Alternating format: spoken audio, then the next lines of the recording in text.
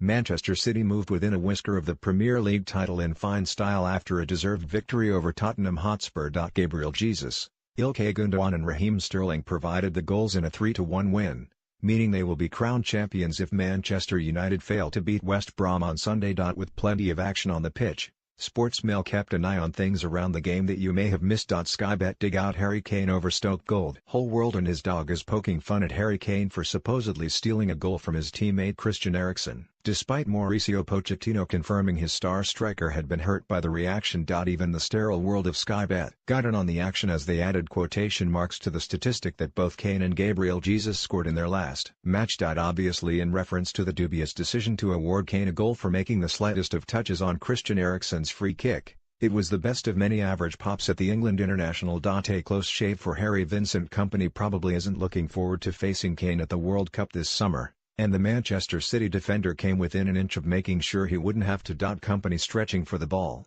came extremely close to inflicting a rather nasty injury on Kane. Luckily for both, Kompany probably would have been sent off. They narrowly missed each other. "Where'd you go, Hugo?" Tottenham fans have had to listen to people saying Hugo Lloris was too good for them for years. Even the man himself has publicly suggested he would leave if they did not start to win things. But the goalkeeper, widely regarded as one of the best in the world, has been far from his best this season, with his latest mistake becoming the sixth that has cost Tottenham a goal this season. Lloris rushed out to tackle Sterling but got nowhere near the ball. Although it was slightly outside the box, Manchester City were given a penalty and Ilkay Gundogan stepped up to convert it. Only Petr Cech, 7, has made more mistakes. Across the top 6 goalkeepers.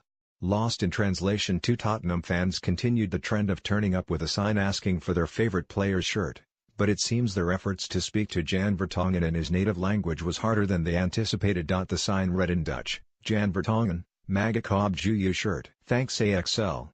That translates roughly to, "Jan Vertonghen, may I please your shirt? Thanks AXL."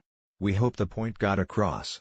Stars of other sports come to Wembley. Ledley King was on hand to welcome National Hockey League star Jan Ruda to Tottenham's temporary home, and they swapped shirts pitchside before the match. Ruda, a Czech professional for the Chicago Blackhawks, only made the move to NHL this season after 9 years in the European game. Motorsport driver Billy Munger was also presented to the crowd at halftime. The youngster hit headlines after having both of his legs amputated after a horror crash, but has since returned to single-seat racing. What an inspiration.